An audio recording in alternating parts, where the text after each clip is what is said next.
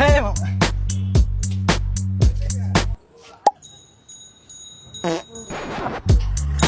মামা রিক্সা ও হুটপিলা উঠে দে মামা উঠে দে। মামা এনে রাও দত মামা ভাড়া কত দিমু? আরে মামা দেন মামা, সমস্যা নাই। আর কত? আরে দেন না আপনি। আইলো 20 টাকা দাও। এই মামা 20 টাকা মানে? 20 টাকা দেন দেন কি চিত্তে মামা, এনে 20 টাকা মামা? গরিব মনে হয় মামা। আন্দা দিম একদম। চিনা আমারে? বাড়াই দেন।